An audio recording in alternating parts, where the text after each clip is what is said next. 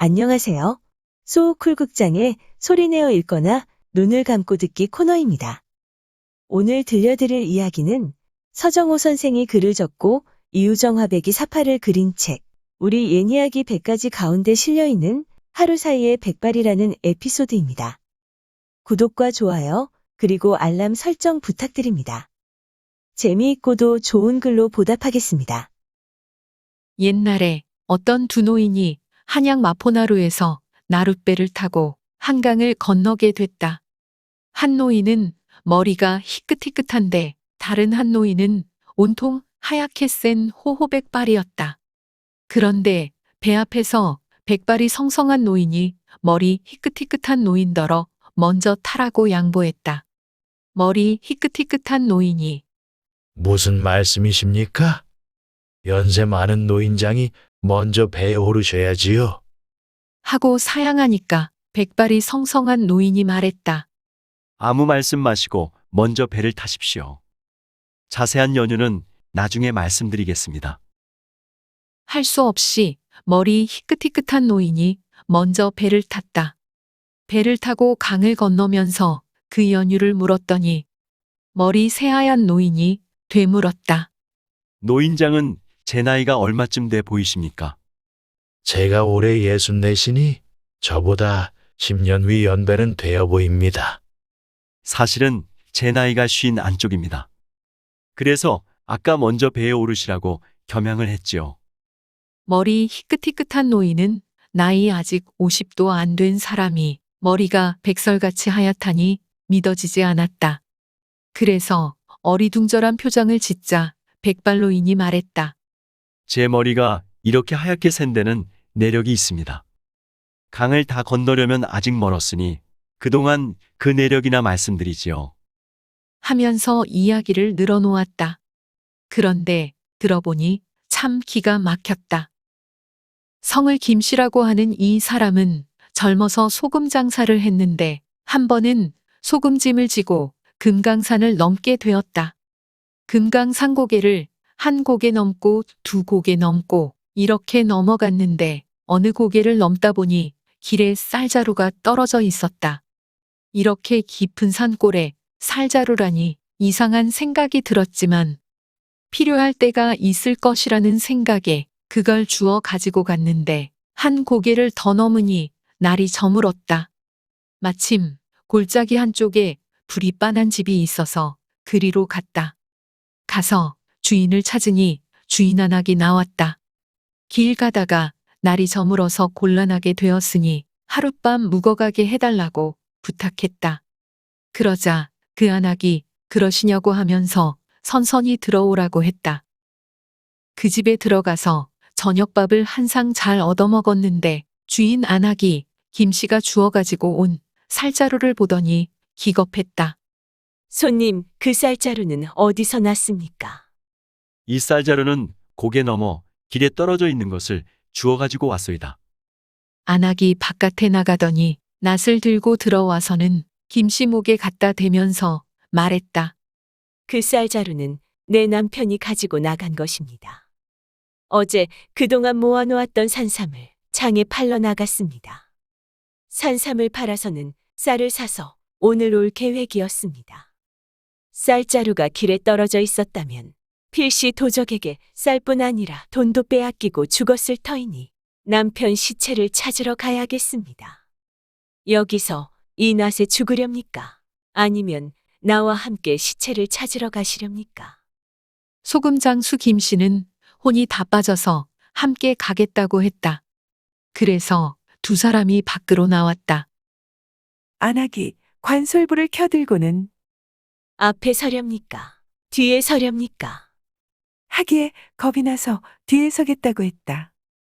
관솔부를 들고 안악이 앞에 서고 김씨는 뒤를 따라가는데 밤이 깊어 사방이 깜깜한 데다 산짐승들이 눈에 불을 켠 채 줄레줄레 따라와서 머리칼이 곤두섰다. 가다가 산짐승들이 달려들면 안악이 관솔부를 휘둘러 쫓으면서 길을 갔다. 그렇게 고개를 넘어가서 산속을 뒤지니까 안악의 남편 시체가 나왔다. 시체를 찾아서는 안악이 말했다. 이 시체를 안고 가렵니까? 아니면 관솔불로 짐승을 쫓으렵니까? 시체를 안고 가기보다는 관솔불 들고 짐승 쫓으며 가는 편이 낫겠다 싶어서 관솔불을 받았다. 안악은 시체를 안고 가고 김 씨는 관솔불을 들고 달려드는 산짐승을 쫓으면서 갔다. 호랑이인지 살쾡이인지 눈에 퍼런빛이 번쩍번쩍하는 것들이 사방에서 달려들어서 그것들을 쫓느라고 김 씨의 혼이 거의 다 빠졌다.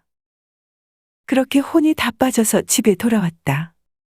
안악은 시체를 안방에 뉘어놓고는 낯을 들이밀면서 다시 말했다. 강도가 누군지 대충은 짐작하겠습니다. 나를 따라가렵니까? 아니면 이 낫에 죽으렵니까? 안악의 눈에서 맹수의 눈처럼 퍼런빛이 번쩍번쩍했다.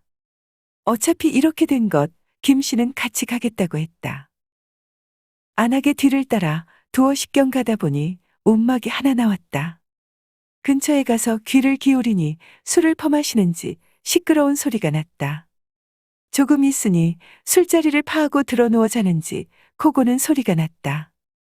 1시경 정도 지난 후에 안악이 말했다. 이놈들 두 형제가 틀림없습니다. 남편이 산삼을 팔아 가지고 오는 것을 아는 놈들은 이 두 형제밖에 없습니다. 손님은 이 일에 직접 관여할 필요가 없습니다. 만약을 대비하여 바깥에서 기다리기만 하십시오. 안악이 들어가더니 잠시 후에 피비린내가 확 끼쳤다. 방에서 나오더니 부엌에서 불을 가져와서는 지붕에 던졌다. 불길이 벌겋게 솟는 와중에 온몸에 피칠을 한 안악이 괴나리 보찜 하나를 들고 나왔다. 제 생각이 맞았습니다. 이 보찜은 저의 남편 것입니다. 다시 집으로 돌아와서는 대충 씻고 피 묻은 옷을 갈아입은 다음 안악이 말했다. 지아비 장례를 치르려면 친정에 가서 오라비를 데려와야겠습니다. 고개 너머에 있는 친정에 기별하러 가시렵니까? 아니면 여기서 시체를 지키고 있으렵니까? 이거 참 이럴 수도 없고 저럴 수도 없고 안 한다고도 못하고 한다고도 못하고 하여간 이 깊은 밤에 또 산길을 갈 수는 없어서 시체를 지키기로 했다. 안악은 친정 오라버니 데리러 가고 김씨 혼자 남아서 시체를 지키는데 첩첩산 중에서 혼자서 시체를 지키고 있으려니 가만히 있어도 턱이 덜덜 떨렸다. 그러고 있는데 이게 웬일이야? 갑자기 누워있던 시체가 벌떡 일어났다. 김씨가 기겁해서는 엉겁결에 부엌으로 달아나서 부엌 아궁이에 머리를 쳐박고는 그만 기절을 해버렸다. 한참 뒤에 안악이 친정 오라비를 데리고 와보니 시체는 벌떡 일어서 있고 시체 지키는 사람은 간 곳이 없었다. 부엌에 나가보니 정신이 나간 소금장수가 아궁이에 머리를 쳐박고는 반쯤 죽어 있었다. 안악의 오라버니 되는 이가 온몸을 주무르고 안악이 백비탕을 끓여 떠먹여서 골자에 정신을 차리게 했다. 남편을 파묻고 친정 오라비가 가고 난 뒤에 안악이 신랑의 괴나리 보찜 안에 들었던 금덩어리 2개를 꺼내 소금장수 김씨에게 주면서 말했다. 이 금덩어리는 남편 목숨을 앗아간 원흉이니 보기도 싫을 뿐더러 제게는 필요가 없습니다.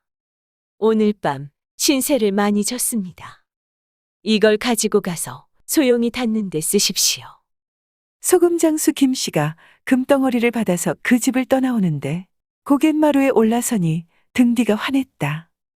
무슨 일인가 하고 뒤를 돌아보니 그 집에 불길이 솟아 환하게 타들어가는데 안악이 지붕에 올라가 불길을 뒤집어쓰고 있었다. 여인이 남편을 따라 스스로 목숨을 끊은 것이었다. 김 씨는 두 손을 모아 부인의 극락왕생을 기원했다. 그러나 사람의 목숨을 둘이나 빼앗았으니 그렇게 되지는 못할 것 같아서 안타까웠다. 모진 일을 겪고 그곳을 빠져나온 뒤에 아침에 시냇가에서 세수하려는데 물속에 생전 처음 보는 호우백발의 노인이 보였다. 이게 무슨 일인가 싶어 정신을 차려보니 자기 얼굴이고 자기 머리였다. 소금장수 김씨의 머리가 하룻밤 사이에 새하얗게 생 것이다.